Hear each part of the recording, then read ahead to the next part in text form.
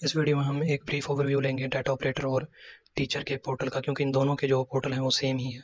तो यहाँ पर हमें अनाउंसमेंट का सेक्शन नज़र आएगा, जहाँ पर स्कूल ओनर की जितनी भी अनाउंसमेंट है वो नज़र आएंगी।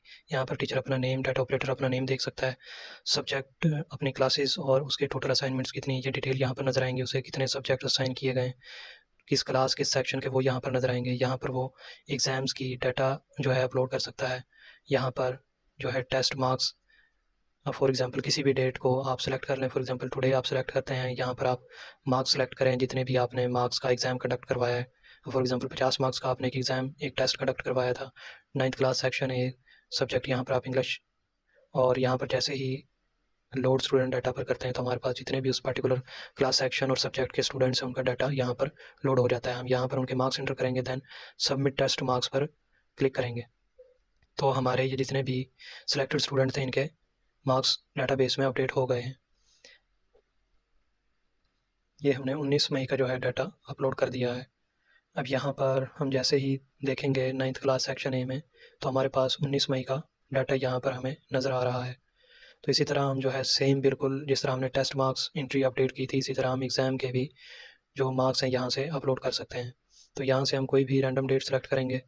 अब फॉर एग्जांपल हम जो है आज की डेट सेलेक्ट करते हैं, देन यहाँ से हम मार्क्स सेलेक्ट करेंगे। फॉर एग्जांपल 100 मार्क्स सेलेक्ट करते हैं, क्लास सेलेक्ट करेंगे, देन उसके बाद हम सेक्शन सेलेक्ट करेंगे। तो उसके बाद हम जो है यहाँ पर कोई एग्ज़ाम हम एक सब्जेक्ट हम सेलेक्ट कर लेते हैं, देन हम लोड स्टूडेंट पर क्लिक करेंगे। तो हमारे पास यहाँ पर स्टूडेंट्स की डिटेल आ जाएगी। अब यहाँ पर हम 1 बाय 1 इनके मार्क्स इंटर करेंगे। तो ये इंटर करने के बाद जैसे ही हम सबमिट एग्ज़ाम मार्क्स पर क्लिक करेंगे तो हमारे सिलेक्टेड स्टूडेंट्स का जो डाटा है वो डाटाबेस में अपलोड हो जाएगा। तो ये सिलेक्ट करने के बाद हम दोबारा से जो है यहाँ पर डैशबोर्ड पर जब आते हैं तो यहाँ पर आप देख सकते हैं, तो हमने फ़िज़िक्स के जो अभी मार्क्स थे वो अपलोड किए हैं। अब यहाँ पर आपको बॉटम में नज़र आ रहा है कि हमने 10th क्लास सेक्शन ए के जो है 19 मई का डाटा अपलोड किया था, तो वो यहाँ पर आपको नज़र आ रहा है।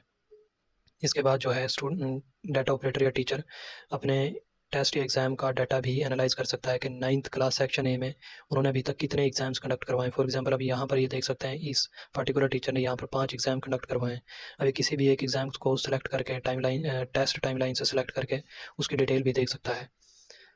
तो यहाँ पर जैसे ही आप किसी एक पार्टिकुलर सब्जेक्ट का डाटा भी यहाँ से आप लोड कर सकते हैं। अब जैसे ही मैंने इंग्लिश का डाटा लोड किया है तो मेरे पास 2 एक्टिविटीज़ आ रही हैं। इसी तरह हम जो है एग्ज़ाम का डाटा भी एनालाइज़ कर सकते हैं कि एक पार्टिकुलर टीचर या डाटा ऑपरेटर ने अभी तक कितने एग्ज़ाम जो हैं वो अपलोड किए हैं या कंडक्ट करवाए हैं, उनका यहाँ से एक ब्रीफ ओवरव्यू ले सकता है। अब यहाँ पर फॉर एग्जांपल इंग्लिश में इस पर्टिकुलर टीचर ने जस्ट एक जो है वो एग्ज़ाम अपलोड किया था। यहाँ पर अब आप देख सकते हैं एक टीचर के लिए जितने भी उसके सब्जेक्ट असाइन थे, कौन सी क्लासेस हैं, ये सारा डाटा इधर आपको नज़र आ रहा है।